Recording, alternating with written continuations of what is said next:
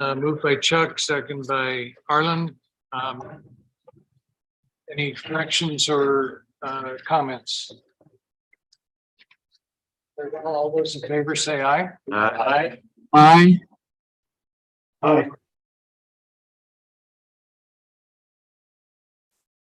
Abstentions?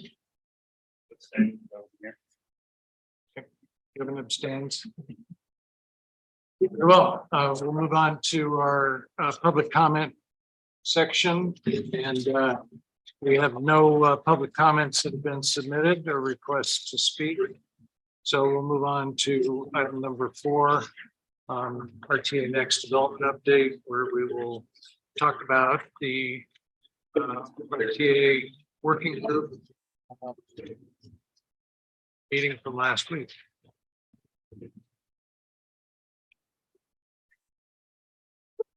Thank you, Mr. Chair. Good to see everybody. This is just a quick update on the ad hoc TMC working group meeting that was held on June 14. This meeting was as a follow-up to the CAC's request that the working group review and discuss the alternate proposal that was submitted. The working group did not believe that any changes were needed at that time. And these were the changes on the framework, which is the spreadsheet that those of you in the room have in front of you and those of you online received in your packet. That was the spreadsheet that was recommended by them on May 31st, and the working group felt that no additional changes needed to be made to them. As a reminder, this framework was also agreed to by the CAC on June 5th. And no formal action was taken by the working group at that time. So that's a quick RTA Next development update from that meeting. The chairs were present, as well as Mr. Terry Rosenbaugh and Mr. Carmine DeBonis, our TMC liaisons, in case you'd like to add any additional information. I'd like to ask if either Carmine or Terry has anything to add. Carry on. He's Okay. online. Okay. Terry, do you want to go ahead since you were primarily in the conversation? I'll add color if needed. I was going to ask you if you'd go first, but no, I'll be happy to. Yeah, so I think the board had a chance or the members of the panel had an opportunity to kind of look at what was being suggested, and I think overall the consensus was that we've gone down a path here, and we put a lot of time, energy, and effort into what we've produced at this point, and the consensus that's been built around that to kind of shift gears and go in a different direction didn't make sense. I think there's a lot of the things that are very similar, and I think one of the things we did, really emphasize is there are many of the corridor projects, the named corridor projects, that have many of the elements that were brought forward relative to safety, relative to modernization, multimodal, I think I said safety already, intersection, all of those kinds of things. And so I think at some point it does absolutely make sense, not necessarily to break it down for the purpose of putting it on the ballot in that way, but to identify it, to be able to say, hey, we have a project at, and I'll just use one of ours, Cortero and I-10 or Tangerine and I-10, that's going to have many of those elements. It's going to have a huge safety element because it takes traffic away from the railroad. It's going to have multimodal with people being able to traverse the interchange, from one side to the other safely, whether on bike or pedestrian. So all of those various types of elements that are in the categoricals are captured in many of the corridor projects. And so there was a pretty lengthy discussion about that. But I think, kind of changing directions, just wasn't any support on that, especially given we did have, a split vote from the CAC in support of the plan. But then there was, I think, a panel member from the board who did say, well, I voted against it, but didn't vote against the the TMC's plan, just was voting because I didn't think it necessarily needed to send this back to them for consideration. So I think overall the committee felt confident in it and was ready to move forward with where we're at right now. Thank you, Terry. I might add just a couple of comments from my own observations at the meeting. First of all, the similarities between the two proposals are actually very close when you finally break them down, particularly some of the key elements that this group has really focused on in recent weeks. And one of those is utilization of and protection of the categorical elements. And the idea is that the Moss proposal put forward were to kind of guarantee that those monies are spent for those specific purpose and not diverted to complete corridor projects, perhaps, is satisfied, I think, in the proposal and in the spreadsheet that you see there. Another element that was really important was a discussion about pavement reconstruction, what we have been variously calling modernization or capital maintenance, pavement reconstruction, kind of almost as a separate subcategory of these corridor elements, if you will. And the idea that we actually tie those projects, all of those modernization projects, to reconstruction as well as to safety and active transportation was a real key to, at least in my mind, seeing the similarities between the two. And so we're going to move forward at this point with essentially that spreadsheet and see how we are able to make sense of it and establish what areas we want to modify, if any, in the categoricals that will help us to get that safety, that is the safety of the elements, the assurances that that money gets spent where it needs to be, but also that we have enough flexibility in those elements to ensure that in the future, when projects come forward, we actually have a pool of money, a substantial pool of money from which to make those investments. And I think one really amazing point was made at the meeting. Although we have 37 more or less projects in this on the spreadsheet in the corridor area, RTA1 is now over 1,000 for the number of projects constructed. So you can see that although it takes up a lot of the money, good half of the money, if you will, it represents really a small amount of the actual work done by RTA in the past year and in the past 10 years, 20 years. And as a result, you can see also from just that one statistic how vitally important to our community this whole program is. So why don't we, anything else, Carmine or any of the other CAC members who were present at the meeting want to add? Well, I would just like to clarify, because there's no legend on this, can you just go over what the colors mean for everybody?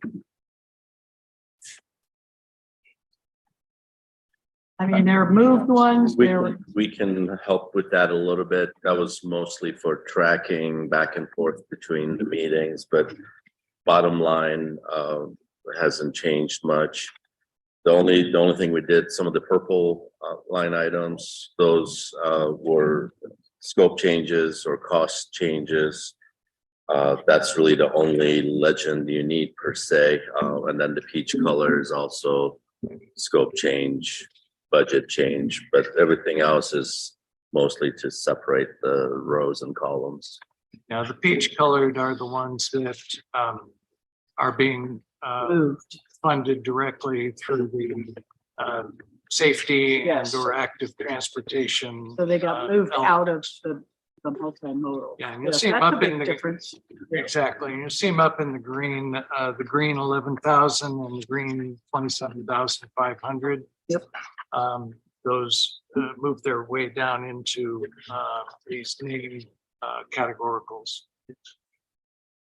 The one thing to really focus on, I think, here is that this is a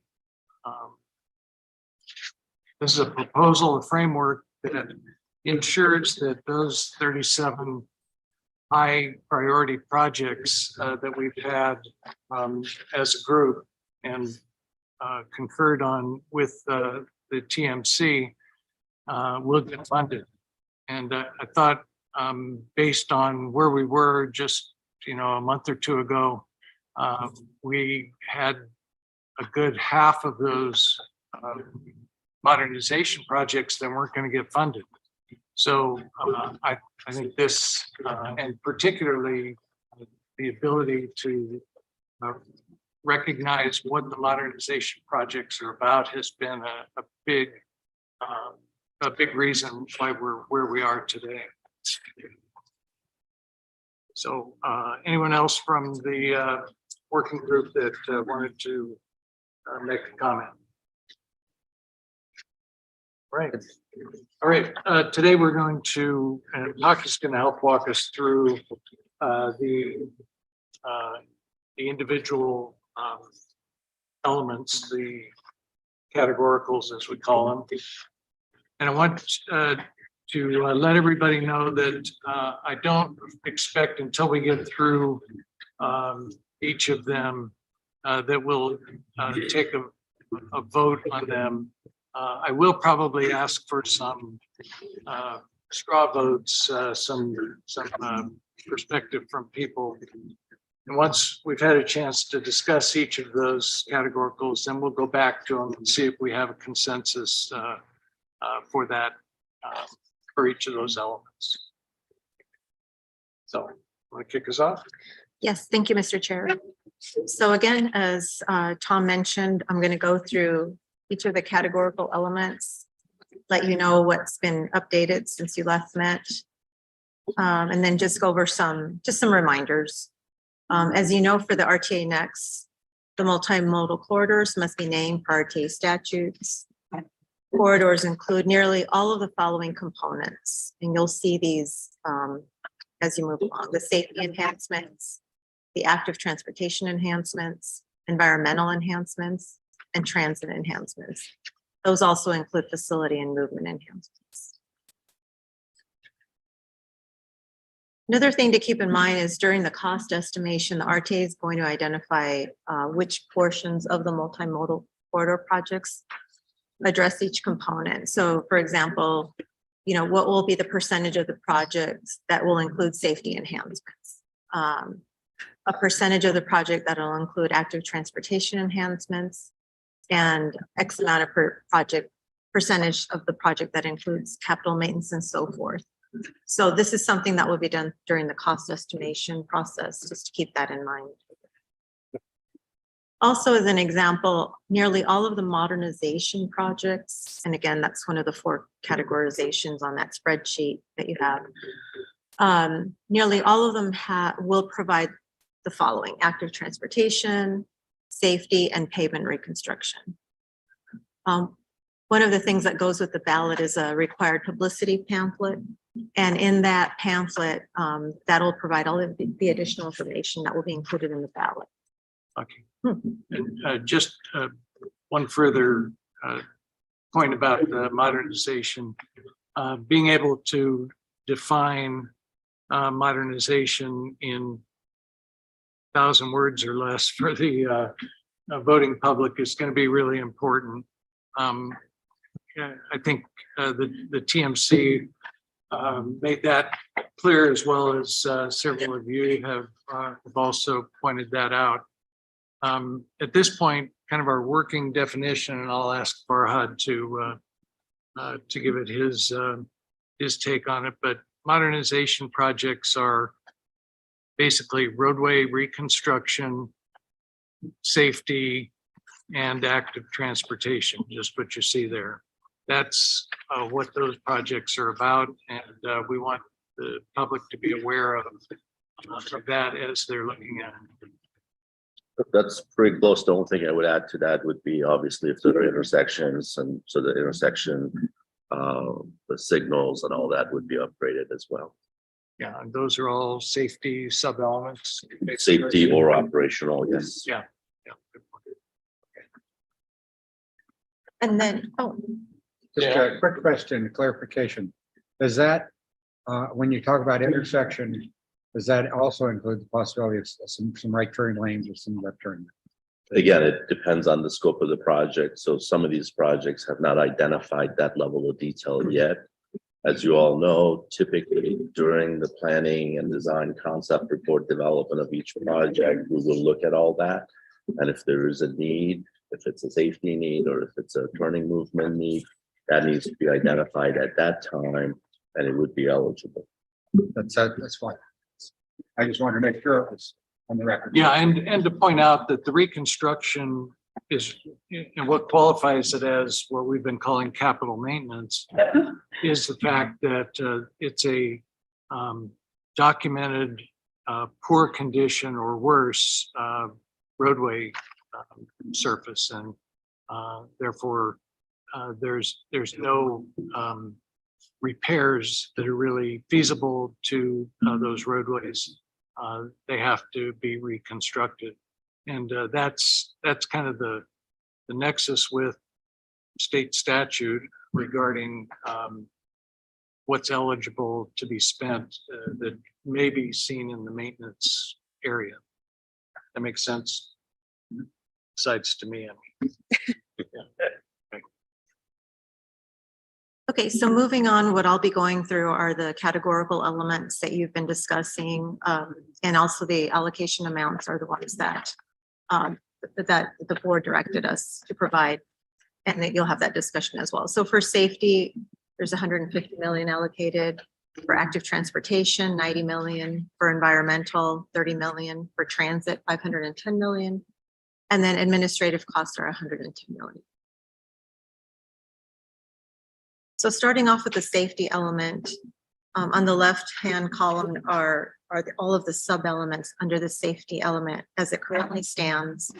The middle column are the proposed amounts for, that equal the directive of the board, but also that we had proposed to provide you with some information in the past several meetings ago where we described the sub-elements and what they meant and how they related to the RMAP, et cetera. And then the third column is just the current funding amounts that were forecasted through 2026. Those don't change because that continues to be the forecasted amount. So under safety element, we have intersection safety and capacity improvements. Those are now at 65.4 million due to the shifting of the two corridor projects that I'll go through in a minute. The transit corridor bus pullouts at 10 million. I know that this group had discussed whether to leave this one here or not. Steph had recommended leaving them in under the safety element. The at-grade railroad safety at 10 million. Technology upgrades at 40 million.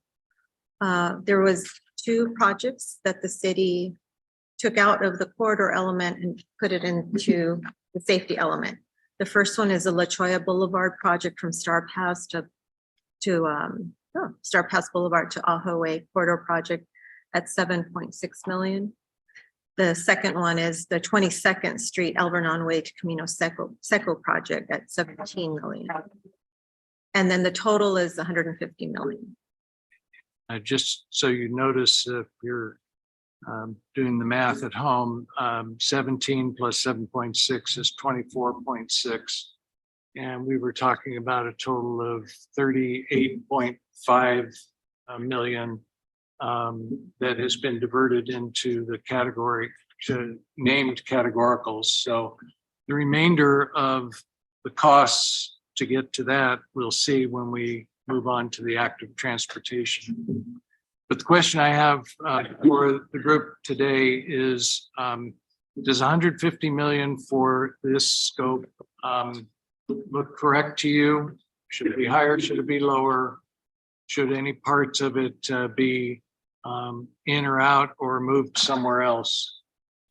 So I'd like to hear from you either way. Tom, I just have a quick question. I stepped out. I apologize. What do the asterisks mean on transit corridor bus pullout? There's an asterisk and So there's a footnote that you can't see it there. For the first one, Paki touched on it.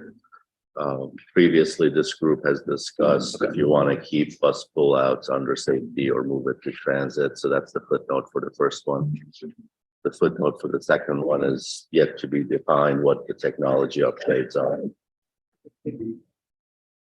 Yeah, Mr. Chair and Ramon, in order to give you a better picture of the elements, I did cover up the footnotes, but I have those available for you and I can send them.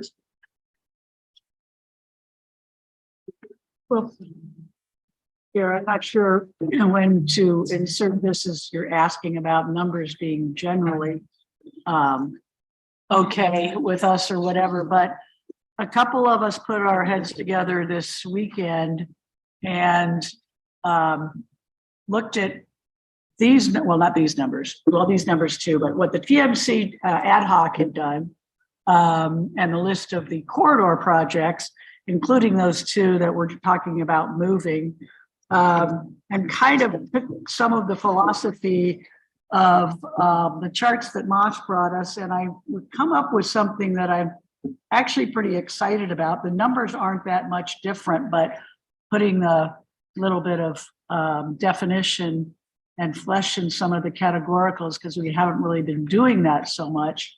And one thing that I did want to mention when it comes to the safety element, and I don't know how we can discuss this because I would like to share it with everybody and have a discussion particularly about that, but there was such an overlap in the safety element and the active transportation that we kind of combined it. And I mean, this is all for just thinking about it right now. We can separate them out again, but safety, pedestrians, and bicycles as one category. And so this would go into the safety, except for the transit corridor bus pullouts, which would be under the one, I don't know where it would go, but a multimodal roadways or wherever that goes. But the number was a little bit higher. And in moving these around, we were able to adopt the projects from the ad hoc working group, but then get some more money in transit, a little bit more money if you take the safety and the active transportation. And the reason we kind of changed that is because I don't know if the general public knows what active transportation is really, or inactive transportation. But I don't want to talk about all this in detail. I'm just wondering when that would be the time. It would be good to be able to share it with everybody and talk about it. So I wouldn't say that these numbers are way off, but I have some ideas, or we have some ideas, I should say. All right, well then, you can share those with staff so that we can make them available for the rest of the committee after today's meeting. But for now, at least, I'd like to hear from you all or anyone else about these individual elements. I know you said you're going to combine safety and active. So what happens to the 150 million? you talked about moving 10 million pullouts out. But, you know, what would happen overall to this? Are we increasing or decreasing funding? Well, that's why I brought it up, because if you combine the 150 and the 90 in active transportation, which we haven't gotten to yet, that becomes 240. And in this safety, we have them combined at 255. So it's in the right ballpark. But it's not the same presentation because that half of the, Right. So in essence, you've added, now, did you move technology out of there or it's still in there?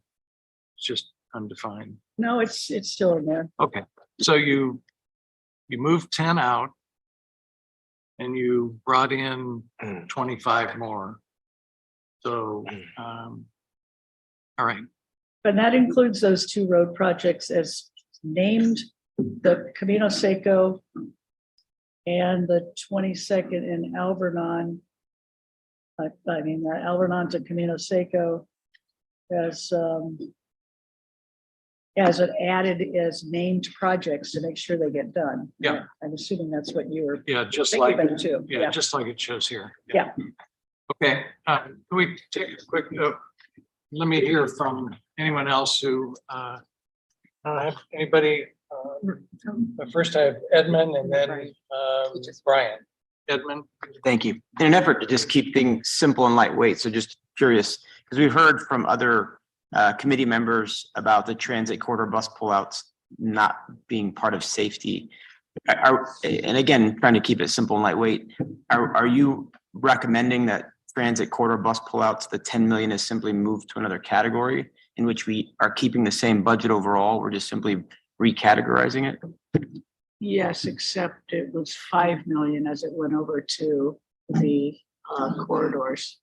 Because of the fact that, I mean, see, like I said, it's hard to talk about this just generally Okay. without going over it, but it's basically, yes, and I don't care where it is really. I but- mean, traditionally in board meetings, Mr. Chair, the ebbs and flows of the board meeting come from motions. I mean, we could try to have a simple understanding of what, I mean, obviously, if you all met this weekend, it'd have been good if we could have seen it in advance and we could all have read it and then had a conversation during the board meeting.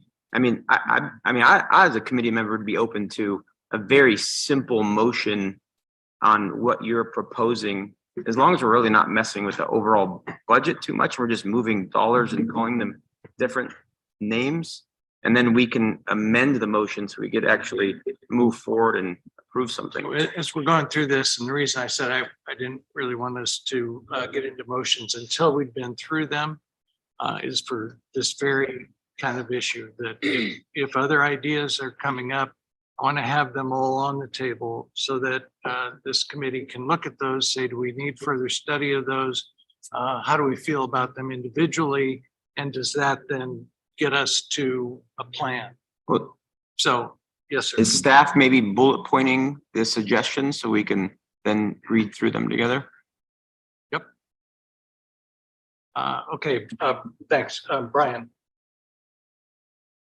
Thank you, Mr. Chair. Couple things. I'm gonna tag on to the transit corridor bus pullouts not being a safety issue. I can appreciate, I know we've heard that it doesn't improve safety of the bus riders. However, you know, there still are vehicles on the road, and when a bus stops, there is the possibility for a vehicle rear-ending the bus, which can certainly cause injuries to the driver and those on the bus, as well as people trying to navigate around a bus and potentially there being collisions with other vehicles. So I do think there is a safety element to the bus pullouts, and I just want to put that on the record. The only other question I have, just to make sure I'm reading this correctly. So when it's the RTA next allocation versus the current funding amounts. So am I reading this correctly that there's only 93 million available through funding, but we have budgeted 150 as a committee? Is that correct? Chair, if I may, Brian, what you see on the right-hand column are the funds from the current RTA plan. We have either spent those amounts or the balance of anything we have not spent is projected to be spent as part of the current RTA. Understand. Okay, so the right, 150 is completely I'm sorry, 150 is completely new uncommitted dollar amounts. okay, thank you. I understand much more clear now. Thank you. Thank you. All right. See, Bruce and then Ramon. Yeah, so Mr. Chair, I participated in the informal discussions along the lines that Carolyn was talking about. And I was motivated by the notion that your attempt to achieve consensus with the committee and to see if there is a way to bring everyone to the table around a common framework. So what I think we've done is approach it by accepting the basic framework of what the TMC and the ad hoc committee has put forward, but with some suggested changes about how to build that consensus. And for me, what I would like to see us do is to be able to submit that to staff, have it circulated to the committee for discussion next week so that we can compare the two side by side. I think you will see that they're not that different, but that does address some of the philosophical concerns that some of the committee members have. As far as this approach, I'm comfortable with accepting this as the TMC ad hoc committee framework. Moving a few dollars here or there doesn't change how I will approach it. But I do think this other proposal is worthy of committee attention and discussion. And the only way we can reasonably do that is see them side by side. I'm trying to talk about individual elements and where we would move it is very confusing. I understand, but since we don't have it in front of us, it's not fair to kind of Understand. present that. So I do want to get the discussion of the safety and the other elements on the table. If we could hear from your group as to what the differences are, and we can start keeping, as a group, we can start kind of keeping track of what those differences are. Then when we see the side by sides, we'll be able to very quickly say yay or nay to that. One second, Ramon, and then Ed. Yeah, I guess I just need to be reminded about the bus pullout discussion as to why it wants to be taken from this category. And my fair share of traveling amongst the country with other infrastructure builders, I've asked a specific question about bus pullouts and whether it's a safety element. And I think out of the 6 people I asked, all 6 said yes. Florida was, I talked to the Florida Builders Association. They do bus pullouts very differently than we do, but it's considered a safety element. And so I'm in favor of keeping it there, but I would also like to hear us to remind myself as to why it wants to be considered somewhere else. But I don't know if that's for another discussion. Well, it'll be for either this discussion or the next one for I'll sure. let you make that choice. Okay, Edmund. Respectfully, if we're not looking to do motions today. And we're basically, with every slide that we see, we're going to be talking about a presentation we haven't seen yet. We might as well, I would recommend that we read through these together as a group and then adjourn. We can all go to dinner. We're not going to accomplish anything. Okay, that's fine. I Yeah. apologize for not having a great recollection, but the first category for intersection safety and capacity, can you expand on What that is. what that includes? Sure, be happy to, Mr. Chair, and Rick, help me out if you think of anything else. But essentially, we do have level of service. So we know how each intersection performs. And we also have record of safety concerns at every single intersection. So over the life of the RTA, the new plan, if there are any potential needs for either safety improvements or capacity improvements at any intersections, that information would be brought forward to the RTA. Those projects will be identified, and then we go through a design, the planning, construction to make sure that we address those issues at the intersections. For example, one of them that Dale mentioned earlier, it might be a capacity issue. You might need a right turn to address with some kind of a capacity concern. It might be some kind of a safety concern. You're seeing a lot of accidents at an intersection. then you actually investigate what's the cause of those accidents and then try to design and improve the conditions of that intersection so you can improve the intersection. So these are those buckets of funds for needs as they arise.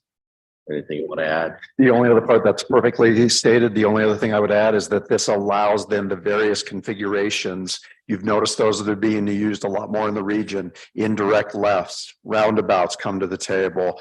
Non-standard, non-traditional intersections can now be brought to bear and address both safety and congestion related with those improvements rather than being isolated or limited in what they can do. Rick, could I ask a question? Go for it. Just to get a little deeper into this, are there specific alternate modes applications to this item? In other words, if we have an intersection where there are a number of pedestrians struck, where it's an exceptionally wide intersection, are there is it possible that improvements to that intersection might be just focused on the bicycle or pedestrian safety issue? Or are you anticipating that those, and this is for far out as well, I suppose, are you anticipating that those kinds of spot improvements or categorical improvements would be found in a different element? Off the top of my head, and Farhad, if you've got other experience, jump in, but from my recollection at the county as well as here and from the projects we're watching and tracking, it's very rare, if almost never, that they're isolated to that particular situation or particular modal aspect. So you may have pedestrian conflicts being a primary source of concern, but you also probably have turning maneuvers being a problem, pedestrian, bicycle, or other accidental issues that you would wrap all into one. So I don't know that it would be limited to just one particular mode and still warrant an intersection reconfiguration or reconstruction. Am I getting to your question though? Well, allow me if I may. If the condition permits only addressing, let's say, only a pedestrian island that you can go in and investigate the entire intersection. And if the solution is adding additional pedestrian islands, for example, yes, that's eligible. Improving the signal timing, phasing to allow additional pedestrian timing, yes, that's eligible. So it really depends case by case. Each location has a different solution, but they're all eligible. Yeah, the question was primarily to get at some of the conversations we've had as a group regarding the real emergency situation. I think that a number of committee members feel that the region is in with regard to pedestrian safety and bicycle safety. So seeing that, what's called intersection safety and capacity is also looking at all the modes and their safety therein is important for people to know. I was going to say it's not limited to vehicular. That part I can't answer. So you can have a particular modal that's causing that particular situation instance. It may not be the only thing fixed, depending on, as Farhad said, the holistic evaluation of the intersection. But it doesn't have to be a vehicular driven. Those are the traditional measures, but you have many others out there that'll be evaluated and can come in and identify what that particular deficiency is. Good, thank you. Bill? But for what we are projected and have spent, we have a map that kind of identifies where we've spent that.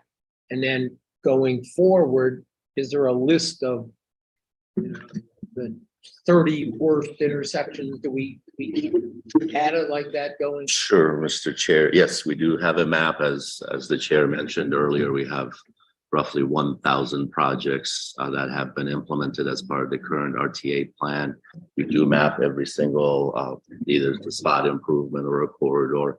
We can pull up the map. It covers the entire region, especially with some of the spot improvements. And then the second part of your question, yes, we have an ongoing list of needs and assessments. Individual members work with us closely. They have access to all that information. So as they submit their proposals, they look at what is the highest and most reasonable priority for implementation. We have all that information. I think he's asking. Are you if he can get requesting it? I think he's asking. I would, I think it ought to be, for those that wanna, whether my intersection is in the top 30 or something, is there a way of figuring that out? so my response to that is I would leave that to individual entities to identify what they believe is the highest and most safety concern. That is not something that we feel comfortable doing. They need to analyze that and prioritize it. That's not something that the RTA does. Yeah, that was the question. So Pocky's telling me that that information has been provided to us previously. That is of the current RTA one. I'll ask if maybe you could either send us back some info about where we can go dig it out or send it again.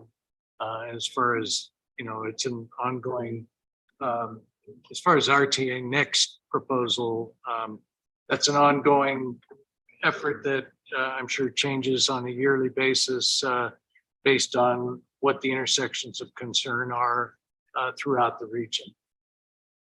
Yeah, Mr. Chair, I was just mentioning that we do have it to pull up, but. You have the map or the list of projects that? Yeah. Yeah, we can pull up the map. Yeah. It's the entire region is covered with roughly 1,000 individual projects. But we're not talking about intersections. Are they broken down? $66 million worth of intersections. Yeah, but that's not 1,000, that's for all the projects. Yes. Yes. So is there a legend for the intersections? Check Can you? everything but intersections. I guess.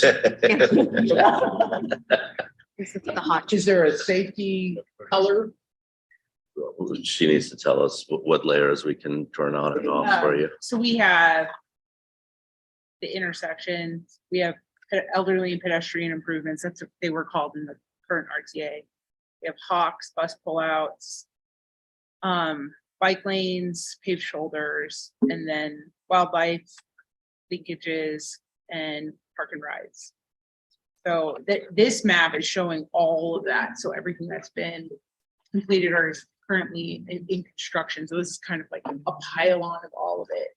But we can certainly look at any of those individual elements. So we want to just look at intersections. Well, I guess I have to ask Mel or anyone else, do you have a sense that recommended number of 65.4 million is inadequate or too high, or do you have a sense of its appropriateness? Well, if we spent 66 and we're going to spend 65, I think as a voter, I'd like to know, well, what did we do for our 66? And I really like it, and therefore I'm ready to do it again. Yeah. So all those dots are the spot improvements under safety intersection, correct? The doubt. So yeah, that's Well, a, part of them are part of corridors as well, but the individual dots are individual And then this safety. would be if you add the pedestrian improvements, and then hawks are their own separate layer as well. So you could call those spot improvements as well. yeah, so I can imagine that people will ask, how many intersections did you do in RTA one? And at least having that number would be handy at some point in this process. But, Harlan. Yeah, thanks. A couple comments. You asked about items in the safety category. So first of all, I should let you know that I've also participated a little bit on this group to try to figure out the way to get to better consensus from the CAC. I'm prefacing my comment about that chart. If I could go back to that chart. That would Yeah, help us. The one with the numbers. Back to the lights, please. In that, in this category and other categories, we voted the last time on a very split vote, and two of us probably could have gone either way. And I'm concerned about translating a significant difference of opinion within an apparent significant difference of opinion on this group with what may translate to a problem when we take this to the voters. And so from my standpoint, I'm participating in that because I want to see if there's a way that we can get to a better consensus. Because I don't expect 100%, but that we could get to a better consensus and it would be a little bit more unified. And what changes we could make that would get us there without necessarily doing wholesale major revisions of everything. That's where I'm coming from. So I'm hoping that something can be presented to the group in time to react to it and see what we can come up with. I'd say it's work partially completed. So relative to this, and I thought about this because of Ramon's comment, my friend over there, about the bus rollouts. I tend to think of the bus pullout thing as two things. How do I get my cars faster down the road without having to be stuck behind a bus, which is to me not safety. It could be interpreted that way, but it's really not safety. It's how to get through. But it's also, I think, safety so that, as you said, you don't smash into the back of a bus or accidentally hit somebody. But there's enough people on the group that really don't believe it's majorly safety. And if that small change can be made to put it in a different category, and without really impacting much, then maybe there's a way we can do it. So that's my approach to that one. Technology upgrades. There are technology upgrades that are impacting safety, and specifically to that point. But there may be technology upgrades that are for other purposes as well, changes in technology. And what we are calling these things, I've been dreaming about this stuff, which is not a good thing. I don't recommend it to anybody.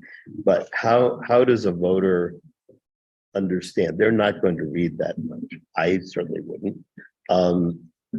But you react to words a certain way. And so technology upgrades, safety, does that work or does that not work? I'm not sure the answer to that.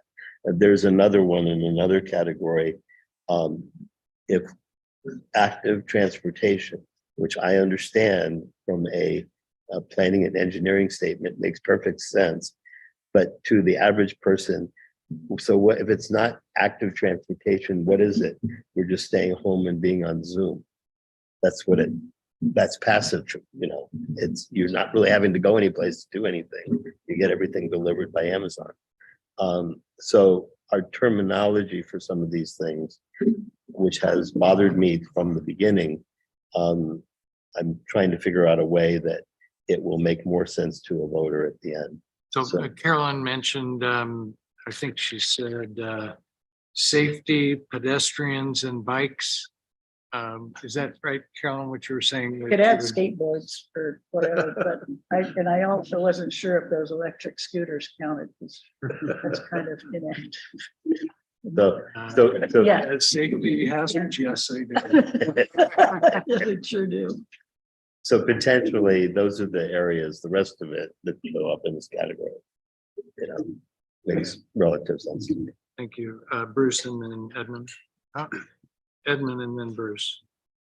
If I'm interpreting this correctly, I agree with what Bruce and Arlen have said, which you can correct me if I'm wrong. We voted on the TMC ad hoc plan, and there's the premise. So we had this TMC ad hoc. Now we've got a CAC ad hoc, and the CAC ad hoc has taken the TMC ad hoc and made some adjustments. And I think if we can just simply get through that, and I agree with you, like we are so in the weeds.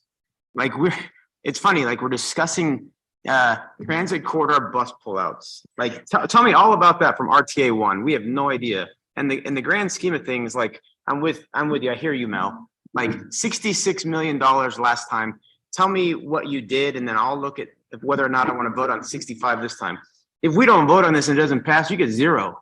We don't get anything for intersection safety. That would be my comeback to somebody that said, explain the 66 to me, which I don't think anybody can, except maybe Farhad. So it sounds like, and again, per my dinner comment earlier, so it sounds like we've got the premise, which is great. We actually accomplished something as a group. I want to hug all of you. And we got the the TMC ad hoc plan finished. I would love to see what y'all came up with so that we can just do that side-by-side comparison. And if we all like it, we can vote on it and move forward so we can actually come forward to the RTA board with a CAC plan. And once we do that, even though like I've said this before and I've had others argue it with me, we're not transit experts in this room. I'm an insurance agent that has a greater good perspective and loves the community. So I can't argue transit corridor bus pullouts. And I'm thinking if we put it in whatever category we put it in at the end, in the end, the RTA is going to deal with it anyway. Right? And you can call it whatever you want to call it. We're still going to probably have some bus pullouts, whether it's safety or not safety. Right? So. Okay, I hear you about dinner. Yeah, like we can sit here and discuss the weeds all day long until 6 if you It's want. rumbling and we'll get there, but I really need to hear.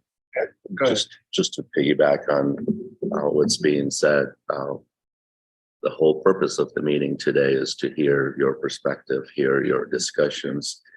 It's very difficult for us to take something and then come back with it and try to have that discussion later. So please, let's discuss what your proposal is at this meeting. We're required to have those conversations in a public setting. Yeah, so addressing your request, just reacting to the 2 elements at the top, the intersection and safety and capacity improvements and bus pullouts.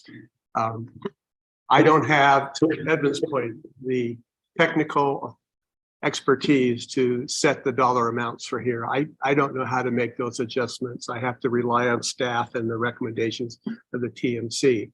But trying to bring common sense to it, my sense of the 2 most popular elements of RTA 1 have been these 2 categories. It's where the public has seen the biggest gain and improvement. So I think that setting these numbers at those numbers relative to what happened in the past is a reasonable approach to assigning the 65.4 million and the $10 million. So that would be my comment, that those 2 categories I think are reasonable and are worthy of our support. Okay, thanks, Kevin. Yeah, so in general, again, answering your question, I'm pretty comfortable with what's been laid out here. I wouldn't necessarily be opposed to changes, but I guess I'd have to see them. But I did want to mention one other safety aspect of bus pullouts, and that's I'm a cyclist. As a cyclist, having the bus stop in the right lane or on the shoulder, then you have to merge into traffic to go around. So safety from a cycling standpoint with bus pullouts is probably a concern. Thank you. So that was one comment to kind of go back, I think way back when Brian was mentioning safety with the bus pullouts earlier. And then another type of intersection that could fall into the intersection of safety and capacity improvements would be like a protected intersection, which I don't think we have any in the region yet, but there's one under design at Grant and Mountain. And the protected intersection is really designed to shorten the distance bikes and pedestrians have to cross the intersection, things along those lines. So that could also be another, along with roundabouts and other treatments to an intersection, that could be a intersection specific type that would address pedestrian and bike issues. Interesting. Dale? I'm going to sit here and say, I kind of go along with what everybody else is saying about whether we have the technical knowledge to do this. I probably have more experience. It's not technical knowledge, but more experience. But as a practical matter, I have a hard time setting these numbers. I'd like to say a couple things. I'm comfortable with the numbers as they're put forward here.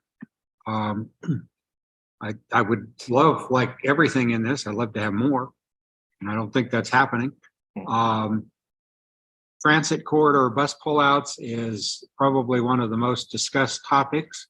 It's discussed because people disagree with it. And some people say it's better to have the bus stopped in the traffic, and some people say it's better to have it pulled off. I think from a staff standpoint, I think they pretty much would prefer the transit corridor bus stop or bus pullouts. So I hear both sides of that. I've talked to bus drivers who go both ways. I've talked to, and I don't think we're going to resolve that issue. But we do have to pay some comment. So I'm comfortable with what we're proposing here. And just for a little levity, hopefully you think it's fun. Just, I have- is this gonna be a dad joke? No, not going to be a dad joke. I have for years advocated, and the staff will never take me seriously, and you'll see why.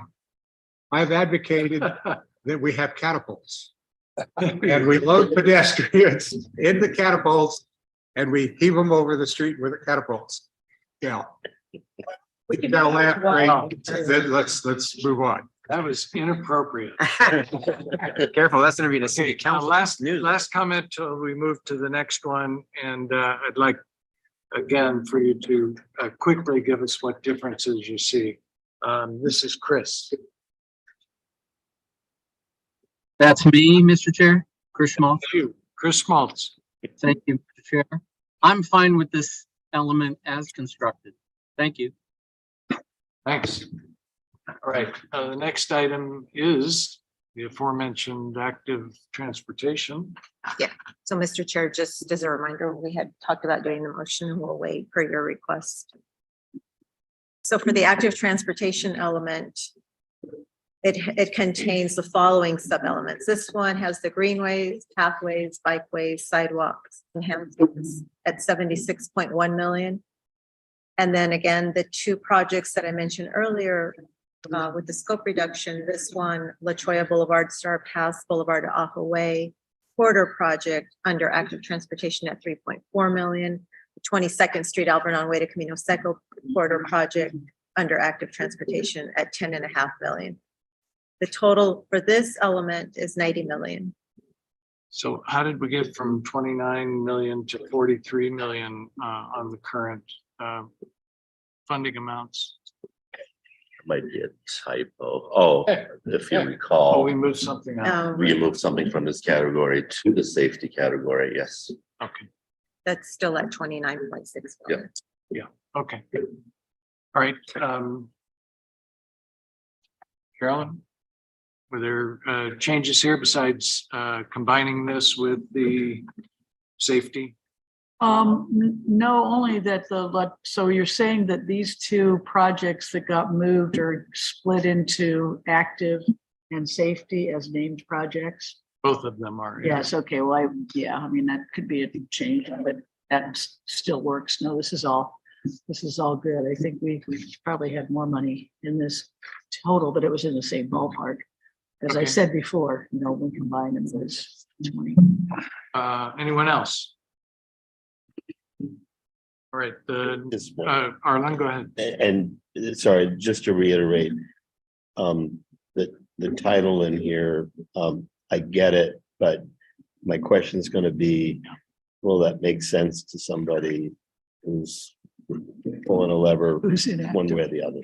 What used to be something else, remind me, Yeah. what is it? What was used to it? be? I think it was elderly and pedestrian or something. Yeah, And I thought that was elderly. worse. I know. Better. So my recommendation is let's have that conversation later, but I are the agree. numbers right? And Mr. Chair, this was a suggestion from the CAC to change the name to active transportation. Yeah. Yeah, and I it- believe greenways, pathways was under environmental. Yes. Yes, it was under environmental element before, and after a discussion, the CAC asked to change it under active transportation. That's what happened. We can change the name later, but I would ask to focus on the amounts. yeah, and I think it was entirely appropriate for us to come up with a term that meant something to us, knowing that eventually all of this has to be wordsmith. So, okay, can we go to the next one? Probably environmental, is it? So the next element is the environmental element, and because we removed greenways that I just mentioned, this now has the transportation related critical wildlife linkages only in it at 30 million. So this element is at 30 million.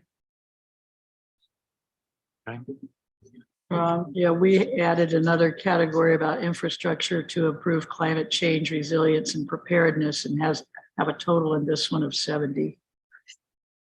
And more for wildlife linkages too, with some examples of projects in both of those categories. So this, I would say, is low, but it doesn't include another piece that I think staff's gonna need to respond to as far as the kind of green infrastructure projects that are related to road projects, of course. Okay, so green infrastructure gets added in here, and what's the total? 70. 70 million. And where do you propose the 40 come from? Well, I have to get this out to everybody, like Edmund said, but I couldn't do that because it's a open meeting law violation. That's why we'd like to talk about it, but it's all cleared out and spelled out in this. And I think there are places that got moved around, like you were asking us to do. Okay, yeah, that's what we're wanting to be thinking about as we go through. Go ahead, Edmund. Just for future knowledge, right? We could have sent it to staff and staff can send it out to everybody. That's legal. Yeah, But it was during the meeting, if a proposal comes up, we'll be more than happy to share, but it has to be during the public meeting, As we're doing now. as we're doing now. Yeah. Okay, thank you. And the next item. Oh, was there a hand up? No, I thought there was, Mr. Chair. So the next element is the transit element. And as a reminder, this was adopted by the Transit Subcommittee a few years ago. Weekday evening bus service at 76.5. This one has an extra column per the request of the subcommittee. They had wanted the percentages added. So this is a 15% of the element at 76.5 for weekday evening. For weekend bus service, 10%, which is 51 million. For bus frequency, 17% at 86.8 million. Service area expansion, 7%, which is 35.7 million. Special needs transit services for elderly and disabled, 31% at 158 million. Neighborhood circulator bus systems, 15% at 76.5 million. And express service, 5% at 25.5 million, for a total of 510 million, which is the allocated or directed amount. Okay, thank you. And 370 is the current forecasted amount that'll be spent. That's correct. Okay. Kevin.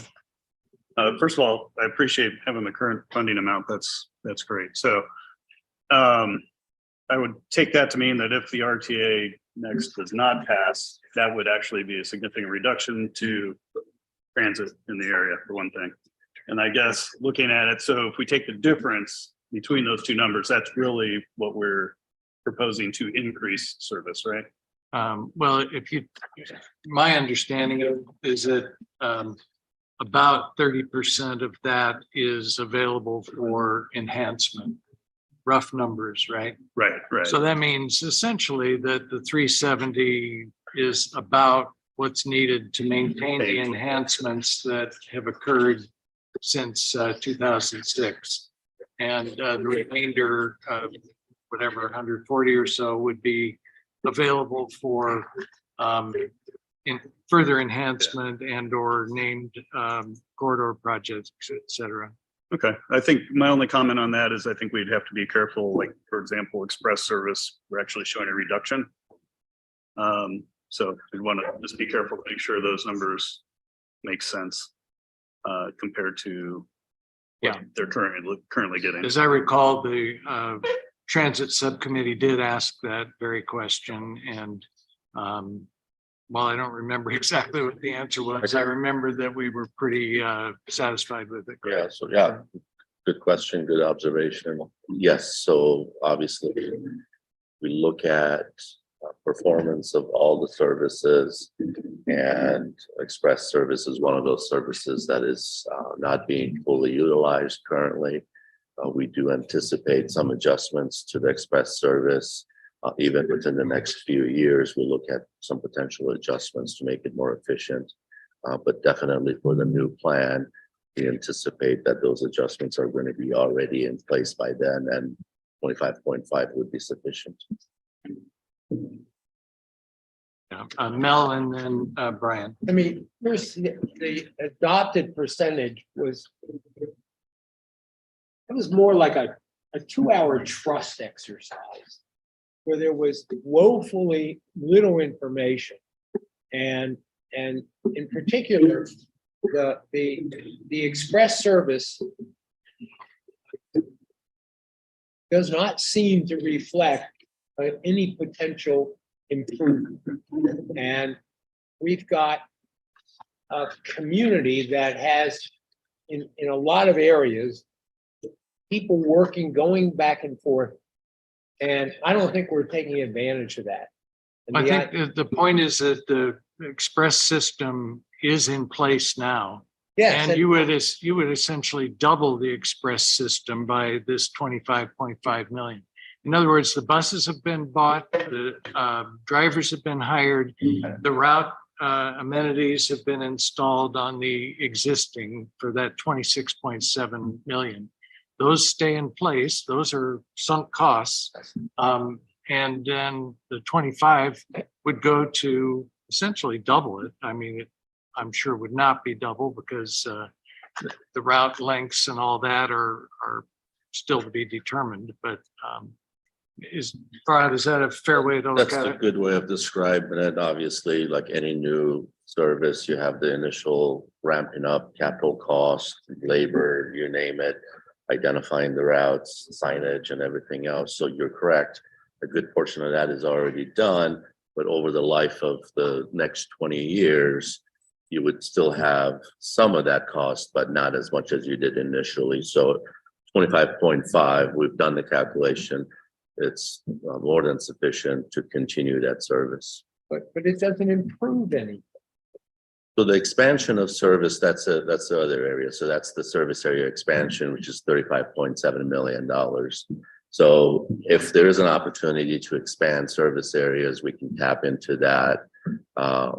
Looking at our ridership, the ridership has declined for the express service. And we truly believe that we may need to make some adjustments and actually reduce some of the existing service routes because they have not performed as much as they should have.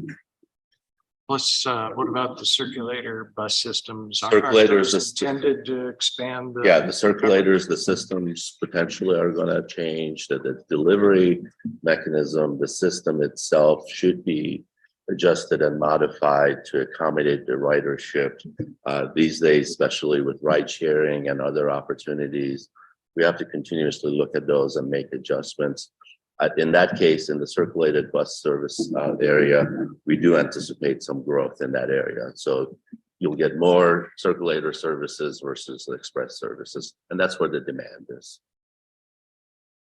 Okay, let me ask Carolyn first and then, Oh, who did this? I'm sorry, Brian, and then Carolyn, and then Bruce. Yeah, Mr. Chair, actually, this is separate from the transit just for a moment. Just trying to get clarity because we're talking about this group who met, and I know we can't discuss or present it, but just how many people were involved in that kind of CAC ad hoc, just so I have an idea of how many members, are already in consensus on the plan Carolyn's talking about. I don't know. It's 5. She says 5. Okay, thank you. Variety of numbers. And for the record, it's not an official committee, it's an unofficial group. Correct. I'm sorry. Yes, for the record, Farhad, you're right. I got to be careful with the words. Unofficial group. Thank you. I'm sorry, I'm losing Carolyn. my mind, Carolyn. Did you want my? Yeah, just tell us how Yeah, your well, proposal changes this. I guess couple of things. Part of this is a question, but the first part about going through this, we've heard from a lot of this committee that we need better transit. We need to increase the transit service, and that service area expansion is only 7%. And we've had a lot of growth in this community in the last 20 years. The other thing in this breakdown is that all of the $510 million is accounted for here, and high capacity transit is a focus of what we did, moving those two City of Tucson high capacity transit projects into the transit and taking the money that we had voted for at the CAC, that if we're going to move it into transit as named projects, then that would be added here. So we have additional funding for transit. And like I said, we've been trying to listen to all the different voices at the table. And but the rest of the part is like, these were all named projects in the last under transit. They were all line items and they had amounts with them. Do we need to do that? Because just like everybody was talking about not being experts, can we have an amount, and then if we have the high capacity transit as named and the rest of it as an amount? There was a transit task force that went over all these changes. See, the difference with the last time we put it on the ballot is we had meetings and meetings and meetings with Suntran about what the deficiencies were, where the gaps were in service. And so the same thing with these breakdowns. We didn't do any breakdowns in here. And again, I would feel uncomfortable just based on the discussion here as a non-transit professional, the breakdown of them. So I guess a question for Farhad is, would it be better to have this in the description of what the transit element is providing in a list of all these, or do we need to break it down? So, Mr. Chair, again, members of the committee, you all had access to the long-range plan, the transit long-range plan. That document, the process started in 2017. There was 3-year extensive outreach, coordination with all transit providers. The recommendations from that document are what are providing the justification for the breakdown here. That was discussed with the transit working group as well. It is aligned with the long range plan. It is aligned with the transit long range plan. So all that information is there. We've had the conversation. Obviously, as we educate the public, we're going to rely on the long range transit plan. That's the document that's going to be used to demonstrate the support for the amounts as you see. And again, I go back to those 2 areas that demand has increased and that demand is going to continue to increase. And that's the special needs transit, as well as the neighborhood circulators. We have really good data to demonstrate that's where the demand is, and that's most likely where the demand is going to be in the future. Again, all the information that we can provide in that additional educational packet, the more the better. We'll put as much information as we can in that document. Well, my question though was, do we need to? Not saying we should or shouldn't, but it would be a question for you if we have to do it, or it's like the intersection improvements, the professionals as they go on will do it, and it would be a question if it doesn't matter for the committee. This is the same level of detail that was provided in the previous ballot over the life of the current RTA plan. Transit providers are working together on a regular basis to identify those needs. None of those needs were purely identified ahead of time. It was only identified within buckets, again, categories. So 15 years from now, transit providers can get together and look at the needs at that time and tap into these buckets when the need arises. Carolyn, one thing you just mentioned that I think I heard right was that there were 2 high capacity transit projects. I thought we only had one on our priority list. And then I just heard that the city of Tucson has withdrawn that one project. So could Well, you clarify? yeah, well, I hadn't heard that, and I think that there's some follow-up with the jurisdictions themselves that we need to have. about So that was discussed at the transit working group, I believe, 2 or 3 meetings ago. The proposal that the CAC was looking at was the one from downtown to the airport. At the transit working group meeting, City of Tucson informed everyone that they are no longer pursuing that project.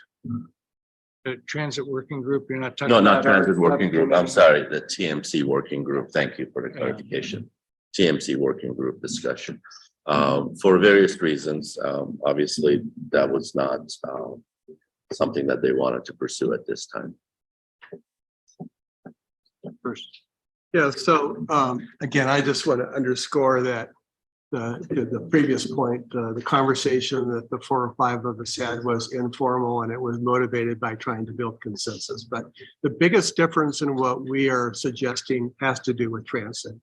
And what this particular allocation of funds does is to expand and to approach transit in the current way that we're providing transit in the community by and large, expanding express routes, expanding circulator routes, improving and enhancing the existing.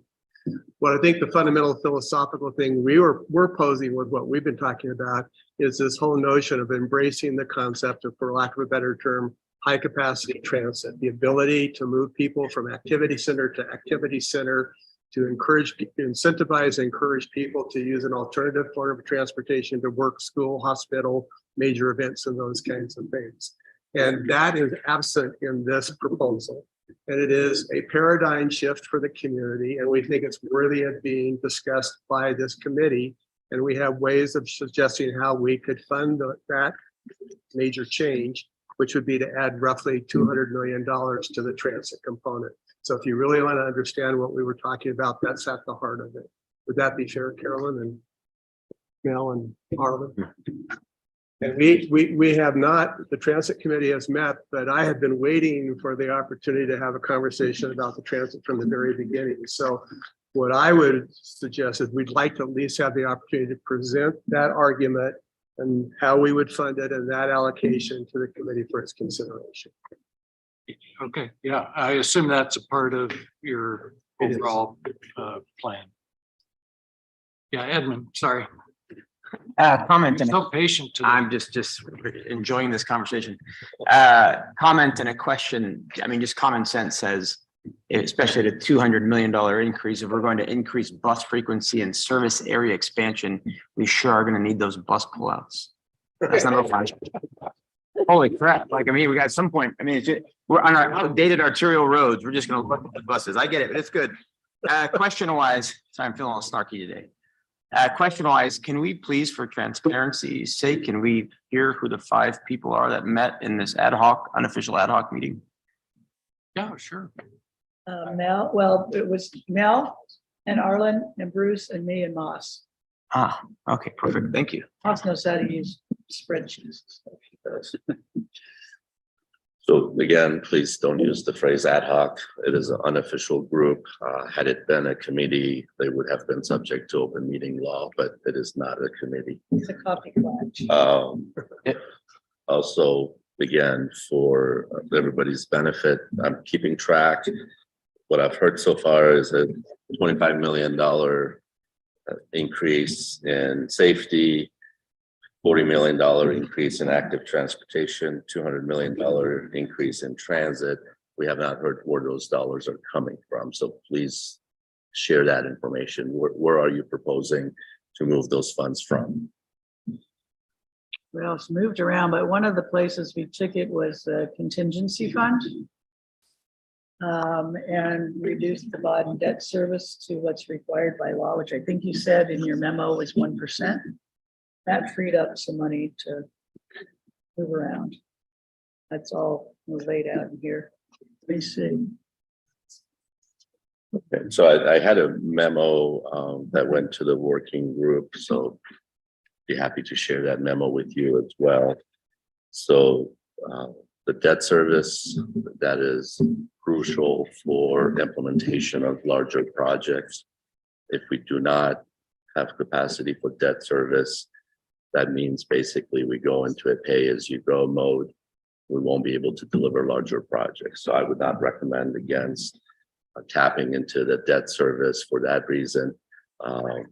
Also with the contingency, we've talked about that before. I'll be happy to again explain to you that lessons learned from the current plan, that I would not recommend not having that contingency. If we do that, then in the future, we're going to run into the same situation and not be able to deliver projects.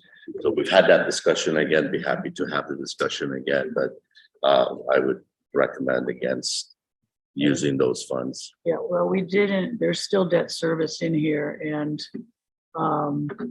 what I would like to do is what Edmund asked, is that we get this to staff and we have an agenda item to discuss this, because people need to look at this stuff ahead of time instead of just throwing numbers out. And so that's what I was hoping you could do, Mr. Chair, was to have whether it's side by side or however we do it, but that this document and all the definitions and the examples and the rationale behind it could be sent out to everybody, and we could have a very focused discussion next time instead of talking about it when only a couple of us are looking at it. I want everybody to be able to get familiar with it, including staff. Yeah, that's fine. I understand. Would you say Dale and then Karen? And Val. Okay. Oh, yeah, he'll wait. I've been waiting. Been great now. Okay. I guess I'm recognized. Yes, Dale, sir. Yeah, no problem. As a practical matter, generally, I agree with this. I share the concern. Well, before I go on, I would have been part of that committee if I had been here. I was happened to be out of town. There's no Or the, yeah, well, not they. Please. Yeah, okay, whatever, whoever was at that meeting.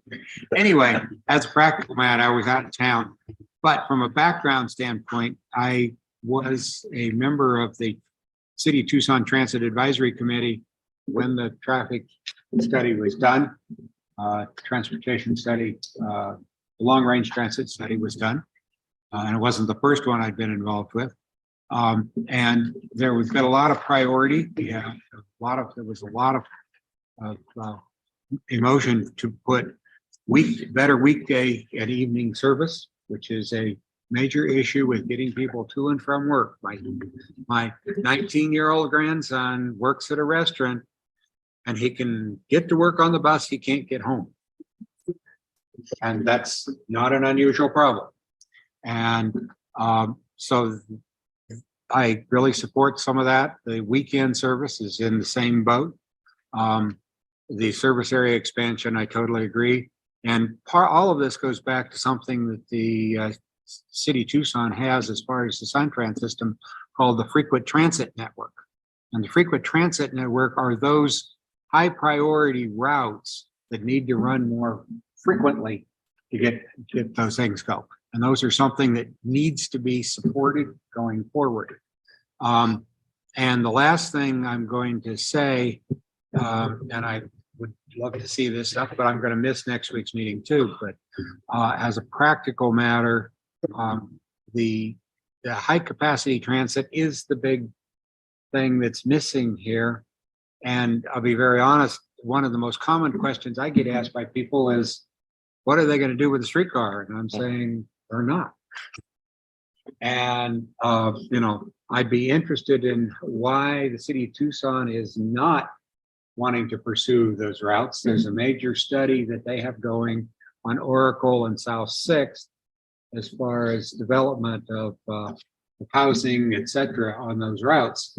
And I would be curious as to why they've said they want to drop that. Now, one of the things that Steve Farley would tell you right off the top of the bat is that people are not going to be as excited about riding buses as they're going to be about riding the streetcar. And so, there's questions there. But the other side to it, when we talk about from downtown to the airport, is that is and has been the heaviest used transit corridor in the city of Tucson for several decades. Continues to be. So those are my thoughts. We can put that together and go from there. Oh, go ahead. Dale, yes. So I mean, just being out in public, I get this question a lot about high capacity transit. I think we need to be realistic in this group. So many times we hear high capacity transit and we think subways, we think streetcar, we think trains. It's bus here. It's bus and buses. And if you go back to the original RTA, we are so, everyone needs to remember this. We are so far behind on our arterial roads. I mean, even the fact that we want to increase buses, we are so far behind when it comes to the streetcar. If you remember, were you on the original RTA? Yes. Yeah, with me. Remember with Farley, we had the largest Hager grant in the history of the United States to simply go from U of A to downtown to Mercado, right? So when people say we need why can't you put a streetcar down Broadway? It's so expensive. We can't afford it per mile. We need to use those dollars. For the same reason we don't have a crosstown freeway. We can't afford it, right? We are so far behind in our dollars. I tell people to please don't think about streetcar. Think about bus turn pullouts, right? Just the basics. We don't have the basics here. All right, so bus rapid transit would also fit in that same category of high capacity transit. And I agree with you, it's probably more likely to respond. Sure. Yes, I mean, Karen will be that's next. why it's the light rail or spawning streetcar is not been in there is because of its cost. Yeah. And, I mean, a lot of people would like to see it. I don't, but also through experience, you're not going to attract as many people, I don't think, with it. But when you start talking about the corridors, we're talking about Oracle and South Sixth. Those are our corridors. They're going to have a lot of people on them, particularly South Sixth. And I'm not trying to, put down any part of town, but that's where there are the one car families, and the people are going to need that transit to do their daily transportation. And that's why that's always been a major corridor. You can talk, we called it the Route 8, and it was Broadway and South Sixth for years. But when you really looked at where the boardings, et cetera, were, it was down south. And so, yes, I agree with you. Bus rapid transit here, or high capacity here, is going to be buses. And I would love to hear what the city of Tucson's answer is, why they're dropping that project, or whether they're finding another way to fund it. Maybe. I think it's a perfect segue to our next speaker, Karen. Oh, how did you know? Final guess. Smart guy. Well, first off, I definitely support taking some time to look at this proposal, and probably re-listening to this audio, to be quite honest with you, because there's it's jam-packed with info. But yeah, let's talk about Norte Sur. I'm super shocked that it was withdrawn. I'm really just speechless right at this moment. But since this was something that we were going to consider, I mean, we had it on the plan, we were thinking about funding it. I mean, it occurs to me that this kind of frees up a boatload of money that we were thinking about spending on it. And not exactly. No freed up boatload of money anywhere. sorry, weren't we considering spending money on this? Yes or no? No, we were actually $300 million over with the budget. So this was never a serious proposal on our list.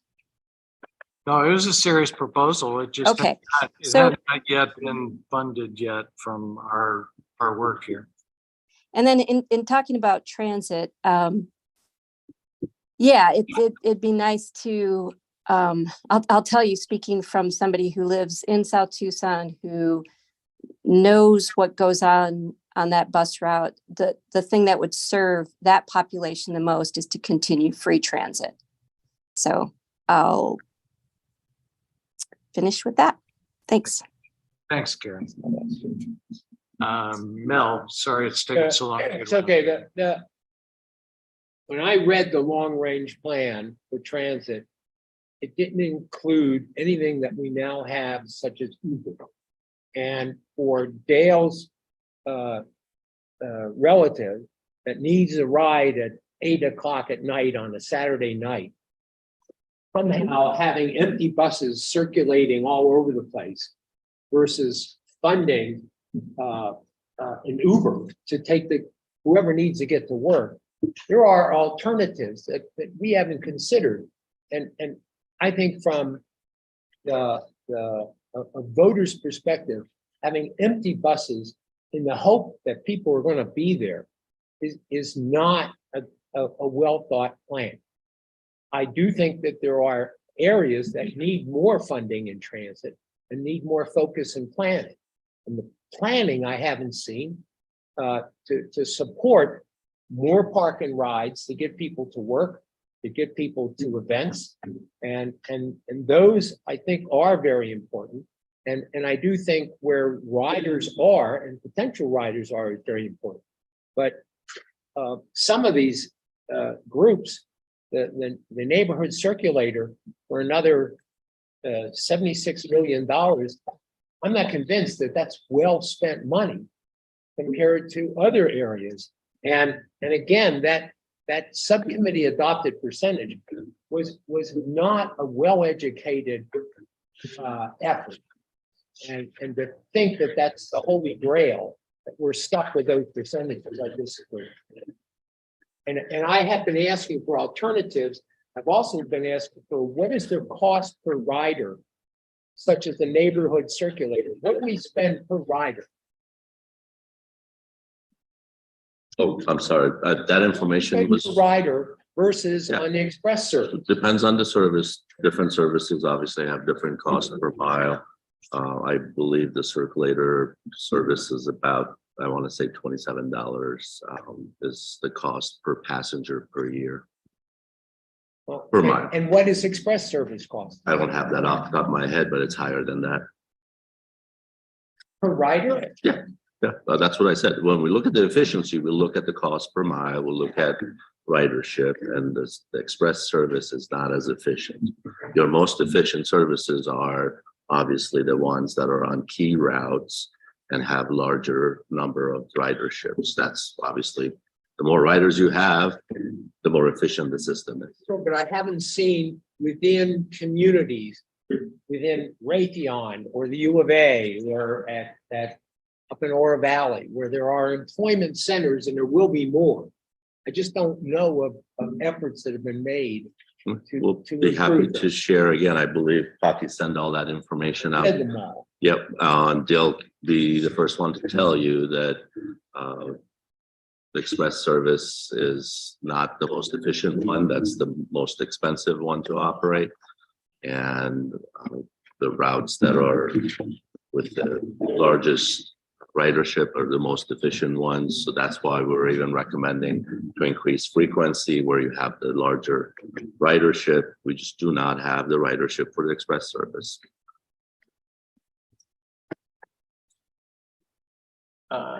Karen, your hand's still up. Do you have another comment?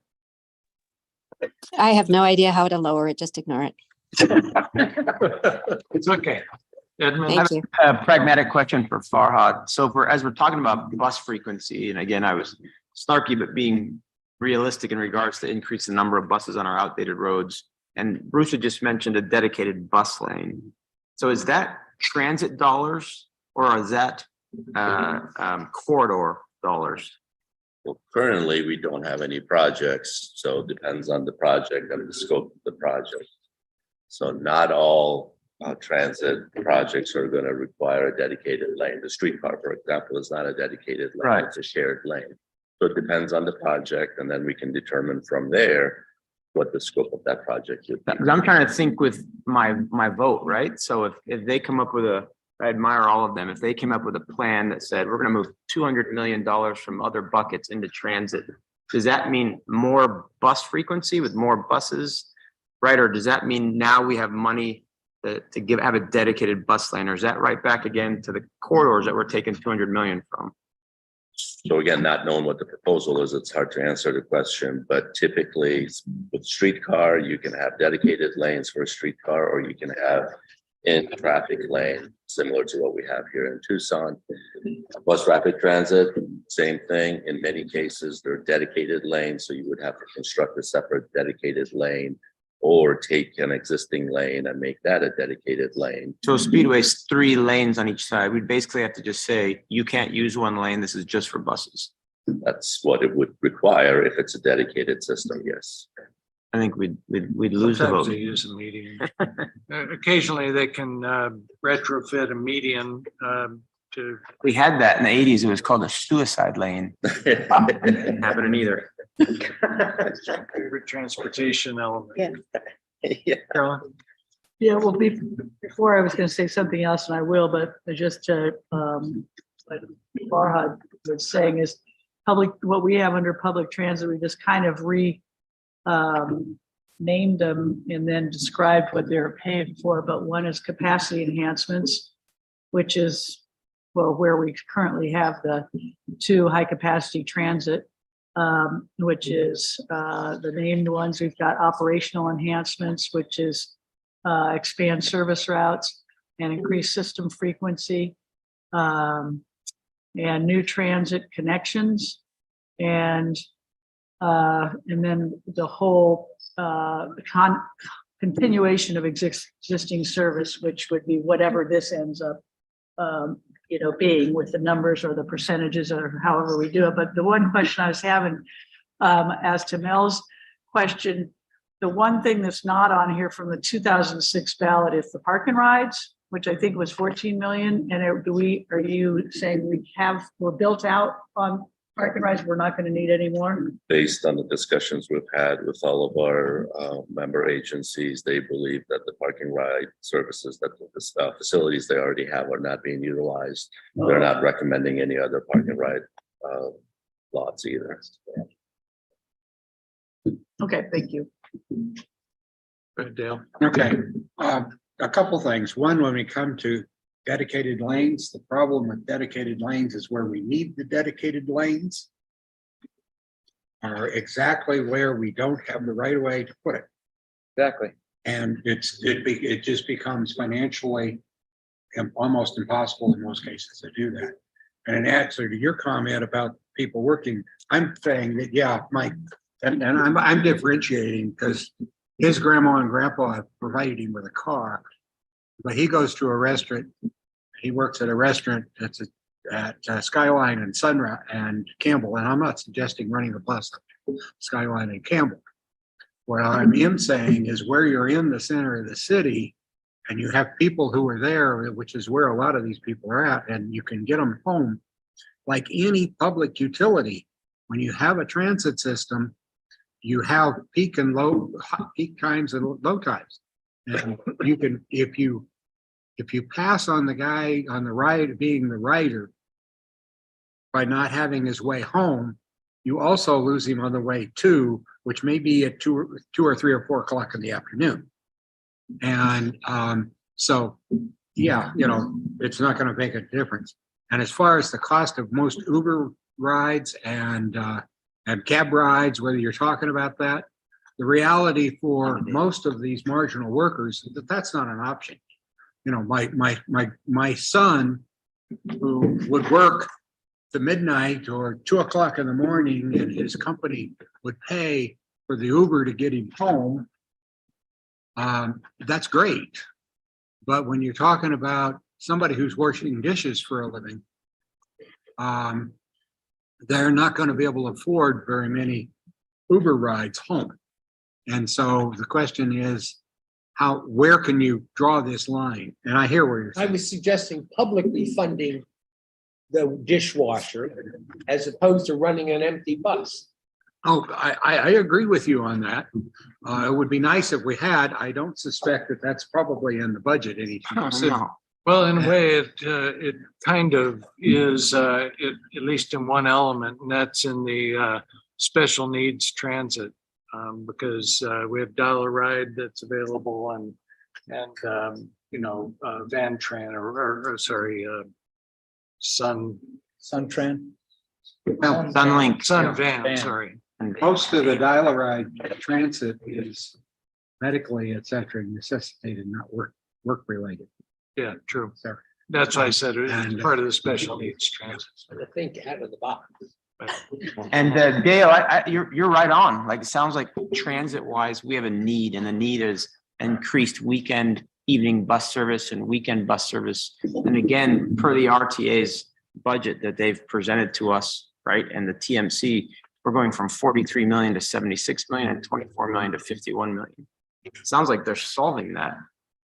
Well, I'm not sure that those numbers solve it. I think they, like a lot of the things, we help. Right. We don't have enough money to do everything we all want to do. I hesitate to ever use the word solve. Right. No, you're very valid, but at least they're improving it. Okay, Bruce and then Arlen, and we're going to go to our last element before we adjourn. This is probably a gratuitous comment, but I'm going to make it anyway. What bothers me about this is that we're saying what is has to be, and we're finding all the reasons why we can't do something. And what communities that have broken through this whole issue have thought more boldly and in big ways. And maybe that's not the way we do it. We can do this in this RT next plan. But until we start thinking differently as a community, it seems to me we're not going to solve the overall problem. And I'm going to give you a response to the park and ride stuff. I worked for about 10 years to try to get express service out to the UA Tech Park at Reeder Road. 7,000 people working there, drawn from all over the community, many coming from Sahuarita, Oro Valley, Marana. We finally get a commitment to do it. The hours are from 9:30 to 3:30. When the people arrive at the Tech Park from 6:30 till 9:30 in the morning and from 3:30 to 7 at night. Where do they put the park and ride site? Not at the Tech Park, but a quarter of a mile over on Old Reeder Road.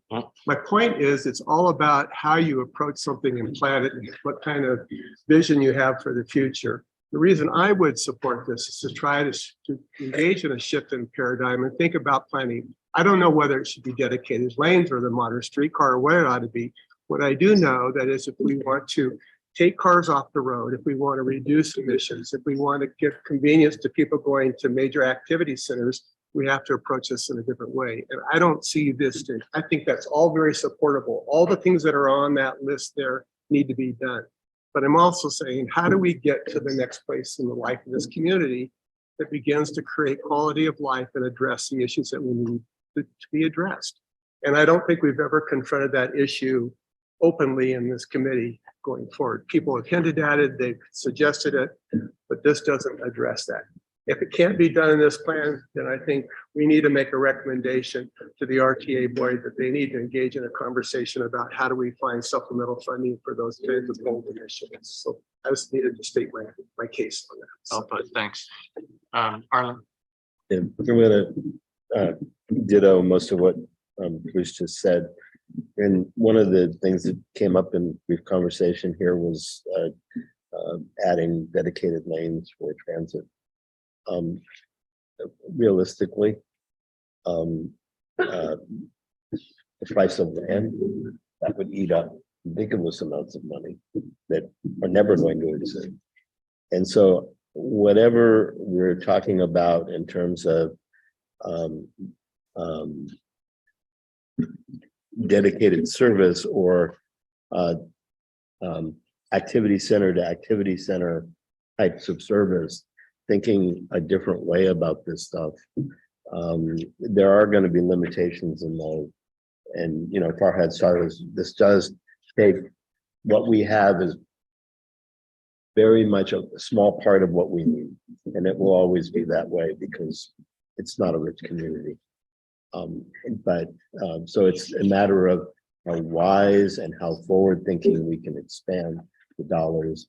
And secondly, another key part of this, I think, is that, which we haven't talked about this today because it's not specific money related, is that we ensure that we have a review of what we say today.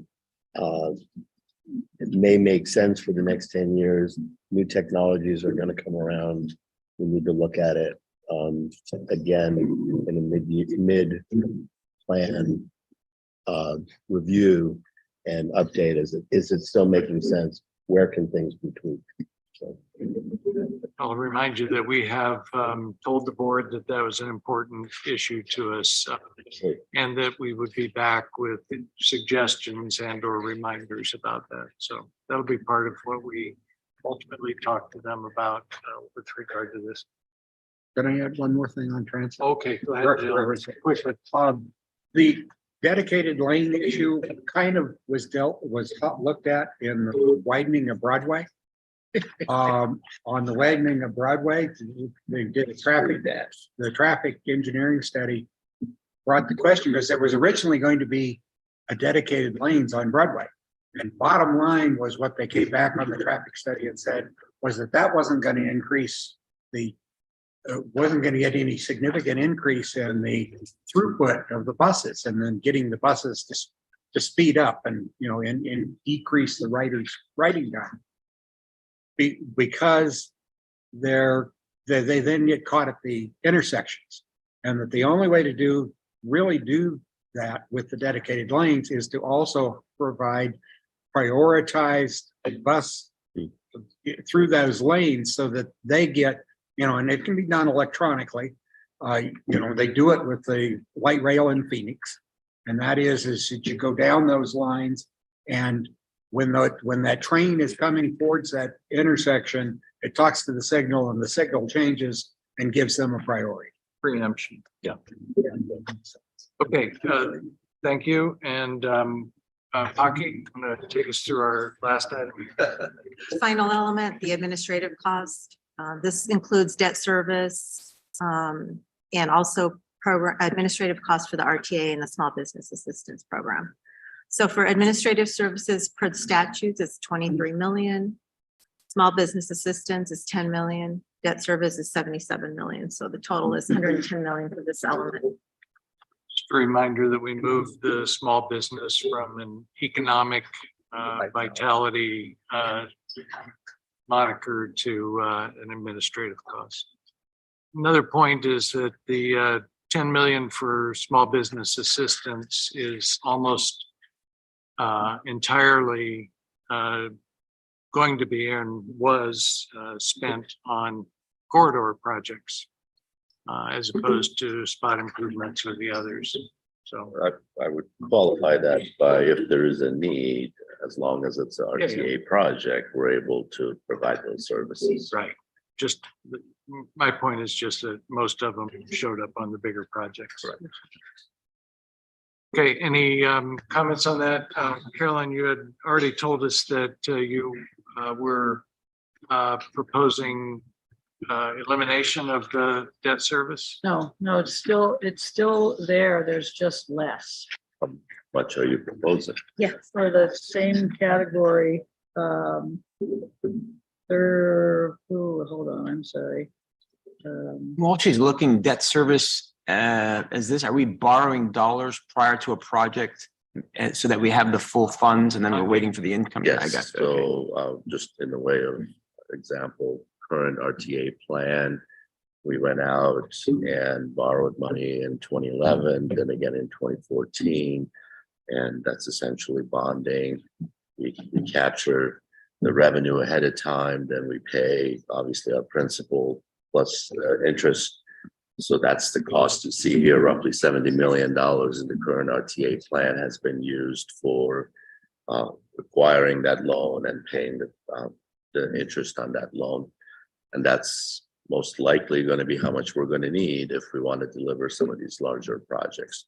If we don't have that money, then essentially just like your household expenses, you save the money for 5 years, then you go and do a remodeling project.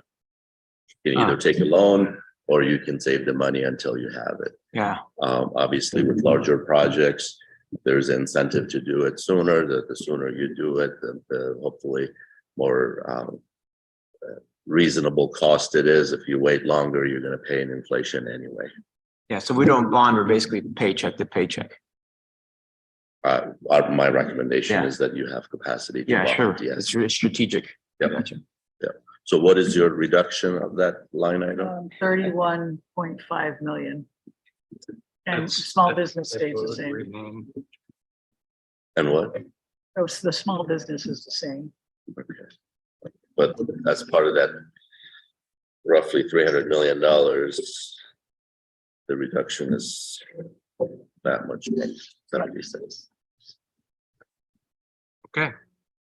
All right, any other specifics of the proposal that you'd like to share with us right now? Yes, I think we've kind of gone over the high level again. I would say the 37 or however many projects, 35 is it now 35 with the other two moved, but I mean, we pretty much adopted the TMC ad hoc with just a couple of projects had some reduction recommended, and then, well, I mean, I've pretty much said, oh, there's one other thing too about technology that we saw in the county's proposal, and Bruce Wright has been talking about it, and a couple others too. And so it's not a lot, but we have, because the technology is going to be included, you know, the kind that we all discussed in the different projects. But this is emerging technologies, because things are changing really fast. So we have 20 million in for things like transportation electrification and technology upgrades to improve intersection flow. So those kind of things. And that's what I would like to get feedback from the group on, if that would be something. Do you mind going back to that slide, please? I think we're showing 40, you're saying 20 instead of 40. No, this is a new category of emerging technology. And you moved the 40 over as Technology upgrades, 40.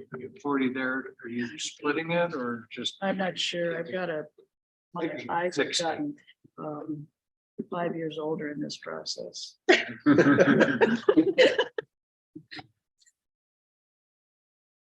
I think we embedded it and didn't call it out as the technology upgrades in this proposal. Okay.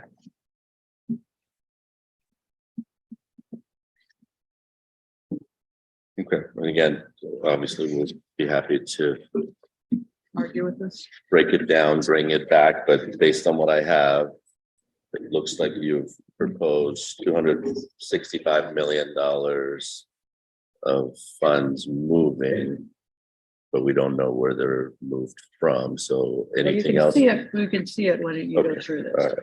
right. Well, it's just for everybody's benefit. Yeah. Until we get it back to you. Okay. Can we go back to the slide we're supposed to be on? The admin? The last one. So wearing my Rio Nuevo hat, and I serve on the executive board of Rio Nuevo, it is serious to cut the debt service from 77 million to 31. If you like the impact that we've had in this community from the Rio Nuevo perspective, it's because we leverage. So I'd be really curious if it's 35 or 36 or 37 projects, whatever the number is. I would, now that Farhad, you know, this $31 million figure instead of 77, I'd like to see, based on the 35, 36, 37, whatever projects there are, how many are being affected by us cutting our debt service and bonding in half. I'll tell you right now, I'll vote against just on that. Because that's ruining our opportunity to leverage and bond. Well, and I'll, if I may, Mr. Chair, just to add to that, I can't recommend that to the board. I think that would really constrain the board's governance over implementation of the projects. So again, as I said earlier, the debt service and the contingency, those are mostly policy issues for the board to consider. You can make a recommendation, but I would highly recommend to consider that before you even make a recommendation like that. Well, let me just respond if that's, Mr. Chair.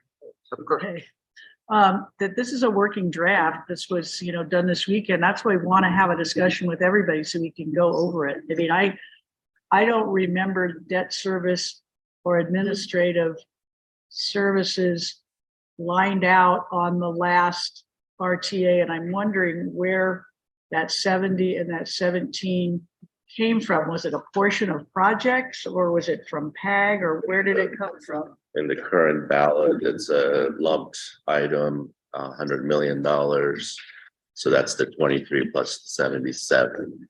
You all discussed moving the small business item over, so we just added the 10 million, but it's almost identical to what's on the current RTA ballot. Okay, what was the element it was under? It was called administrative element, I believe. Yes, Mr. Chair, all of the tables that you saw today are replicate what's on the draft working group ballot, the updated June one. On the, I'm sorry, what was that? The working draft. But I don't see the administrative, maybe I just can't find it. So under number 6 in the working draft ballot, it's called debt service, RTA, small business. Development. In the notes there. So it's not on the ballot, it's in the notes, Yeah, right? look at the Okay. notes. On the 2006 ballot. she was Oh, I looking thought she at was it. talking It's- about- It was under the notes, $100 million for administrative services and debt service. But it matches the new RTA next. Was there a contingency before? So again, as you recall, individual projects had contingency. We have learned from our experience that was not sufficient. And throughout the life of the RTA, current RTA, we've discussed how do we future-proof the future plan to make sure that there is contingency and the board can have that flexibility. The RTA statute allows up to $100 million for that contingency according to statute. So throughout lessons learned from RTA 1, that has always been, let's make sure we have that contingency in the future so we don't put future projects in the same position as we have had in the current RTA plan. And I highly recommend that to the board as well. So where is that? That's the $100 million. No, that's on your little Number 5, sample. is it? That's on your sample. It's under the roadway. But you didn't see it today. Well, that's not a separate element. It's under the sample. Okay, last 2 comments before I entertain a motion to adjourn. Will be Chris and then Brian. Thank you, Mr. Chair. Last 10 minutes of this conversation really does highlight that in order to be efficient as a committee, we need to have the materials that we want to substantively talk about before we're discussing sort of without it in front of us. This conversation with regard to debt service, I'm going to echo Edmund's comments. Any reduction in debt service is an elimination of flexibility that PAG would have with regard to the approval and how to schedule and sequence projects in a way that makes sense and actually saves money. And so drawing the source of the funds from a debt service line item in terms of a revision to all of this, in my opinion, is incredibly short-sighted. There may be other areas where we draw money from to revise this proposal, but to take it from debt service is actually counterproductive. Thank you. Okay, thank you. Brian. Yeah, Mr. Chair, just a couple closing remarks. I'll echo that comment as well. A reduction of the debt service would be a no vote for me. So I'll just put that out there. Second, I don't have any issue with any of these buckets the way they were presented today. Not opposed to seeing, the alternative plan, but I do agree we are under a very, very tight timeline here, and we've essentially had a meeting where we can't conclude anything because there's something we need to come back to now in another meeting. So it would, hopefully it would be nice to get these things across the finish line, but I'm certainly not opposed to hearing any ideas that anybody else has. Just keeping that timeline in mind. And then with that, you said I was going to be the last speaker and then you were going to look for a motion to adjourn. So while I got the mic, I'll make a motion to adjourn. Second. I have a motion and a second. Any discussion? I just had a procedural question. Is it our intention to complete this work at our next meeting? Yes. Okay. And we will be, everybody can get this before And Yes. Please provide that to staff as quickly as possible so that if there's any back and forth questioning needed to understand it or clarify it, they can do that and then get it out immediately to the committee for. it will be on the website as well as part of the agenda, so we can talk about it. Excuse me, Mr. Chair, if I may, again, just to make sure everybody understands.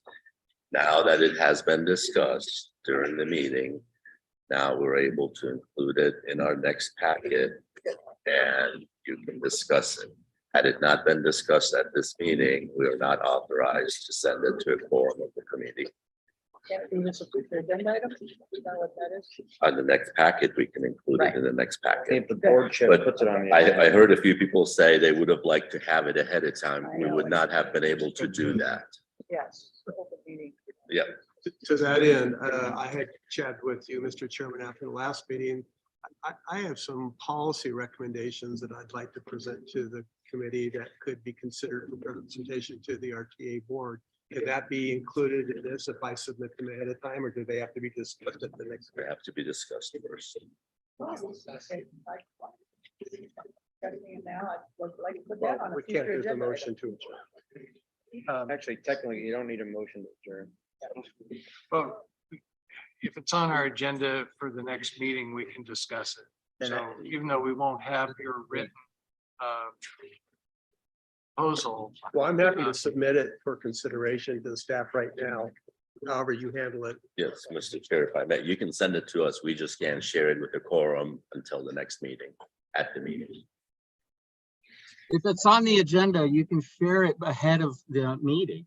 If you put it on the agenda, if it's part of the materials for the conversation by the committee and it's on the agenda for the next meeting, of course it could be part of the packet.